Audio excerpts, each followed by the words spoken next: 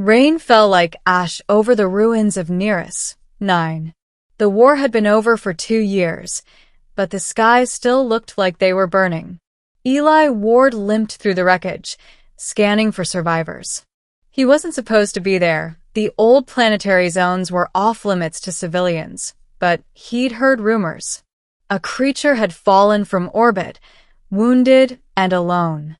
Most dismissed it as junk from the last orbital strike. Eli knew better. He'd seen something streak across the night sky the day before, fiery, vast, and alive. Eli was 16, a former evacuee, a boy who'd lost his parents to orbital bombardment. His spine still ached from shrapnel injuries, but he refused to sit still while others scavenged what was left of their world. When he reached the crater, he froze. It wasn't a ship. It was a dragon, or what the old myths called dragons, scaled, wounded, its breath steaming against the cold. Massive wings folded against its body, one torn open by plasma burns. Its golden scales glowed faintly beneath layers of soot and dust. Eli's heart thundered. The legends spoke of dragons as conquerors from the old empire, creatures that ruled before humans colonized the stars. But the imperial wars had ended centuries ago. No dragon had been seen since. Yet here one was, dying in a crater, looking barely conscious. He approached slowly, hands raised. "Hey, it's okay. I'm not armed." The dragon's single open eye tracked him, gleaming like molten metal. A deep, rumbling voice entered his mind rather than his ears. "Human, leave this place." Eli flinched. "You're hurt. I can help." "You cannot help me," the voice rasped. "Leave before they find you." "They?" he asked, then heard the hum of drones. A bright red targeting laser flicked across his chest. Corporate scavenger units. Armed. They'd found the crash, too. Target confirmed. A voice crackled from a comm speaker. "Recover the specimen. Terminate witnesses." Eli's blood ran cold. He ducked behind a broken engine plate just as plasma bolts scorched the air above him. The dragon growled weakly, trying to rise but collapsing under its own weight. Without thinking, Eli sprinted toward it. "Stay down," someone shouted from the drones, but he ignored them.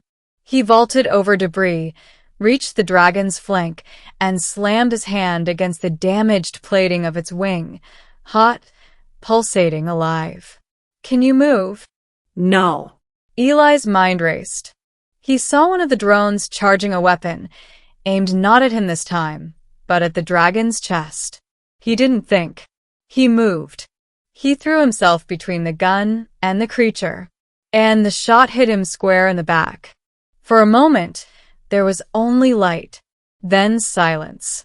2 weeks later, the first thing Eli noticed when he woke was that he couldn't feel anything. He couldn't move. Not his arms. Not his legs. Only his eyes, and barely that. The ceiling above him was made of smooth, golden metal, faintly luminescent. The air smelled of ozone and warmth. A figure leaned over him. A woman, though her features were strange, her pupils vertical, her hair like woven light. "You live," she said softly, voice filled with something like relief. "He kept you breathing." Eli tried to speak. His throat burned. "The one you saved," she said. "The Emperor." He blinked. "Emperor? You call our kind dragons?" "To us, he is Valon, sovereign of the imperial line. His fall was not accidental. He was hunted." Eli tried to comprehend it. "I just saw someone hurt." Her expression softened. "And you threw yourself before plasma fire." He swallowed, realizing for the first time the depth of what had happened. "I can't move." "Your spine was destroyed," she said. "But you are not beyond hope." She turned to a curved console. The room brightened as golden light formed into runic symbols. "He commanded that your life be restored." We have been trying. Trying? You are dead for 47 minutes, human. The Emperor used his own essence to keep your soul tethered. You are alive because he willed it so. Eli stared, trembling. Why would he do that? She smiled faintly. Because he believes debt must be honored, even from an emperor. Weeks passed. They called the place the Vault of Ashen Wings, a hidden sanctuary buried beneath the crust of Nearus. 9. The dragons had survived extinction by going into hiding, sealed away in bioengineered stasis. Valon, their emperor, had awakened first, too early, too weak, and his crash had almost killed him. The shot that destroyed Eli's spine had also prevented the scavengers from finishing the job. The Emperor was alive because of him. Eli could not move, but they connected him to something ancient, something older than humanity. A neural lattice of scales and light grafted into his spine. He felt it before he saw it, a surge of heat, energy, life. And for the first time, his fingers twitched. 3 months later, Eli walked again, or something close to it. His legs weren't flesh anymore, but plated in metallic sinew. His blood hummed with draconic essence. The dragons called him the Gilded Child, half human, half ember of the Emperor's gift. Valon himself was rarely seen. They said he slumbered deep beneath the vault, regenerating his shattered form. But one night, Eli woke to find the great chamber glowing. There he was, massive, radiant, wings spread beneath the molten veins of the cavern. You walk again, the dragon's voice rumbled inside his mind. Eli bowed instinctively. Because of you. No, said Valon. Because of you. You gave life where none should have remained. Eli hesitated. I only did what anyone would. Then your kind has grown braver, since I last saw them.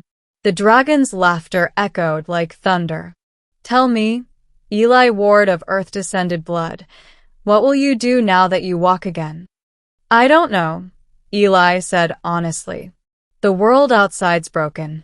People fight over scraps. You could help them if you wanted. Help them? The dragon's molten eyes narrowed. Your kind destroyed half the stars for profit. Why should I rise again for them? Because, Eli said quietly, I didn't save you for who you were. I saved you because you were alive. Maybe that's what we've all forgotten how to do. The silence that followed was long and heavy. Then the Emperor spoke. Perhaps you were meant to remind me. The following year, the first dragons rose again, not in fire, but in flight. Across the skies of the outer colonies, sightings filled the networks. Gold, silver, and crimson wings cutting through the smog clouds. The Imperial line had returned. But instead of conquest, they brought something unexpected, renewal. They seeded dead worlds with life again, burned away industrial corruption, restored air to the unbreathable. And at the heart of it all was a boy in a reinforced exosuit, walking beside them. Eli became their bridge to humanity. The dragons called him kinbound. Humans called him a myth. Years later, at the founding of the new concord between species, Valon appeared in his full majesty for the first time. Cities stopped functioning just to watch. His scales shimmered with entire constellations, his eyes brighter than suns. And standing beside him, smaller than a child before a mountain, was Eli Ward. Tell them, my friend, Valon said, his voice resonating across the crowd. Tell them how it began.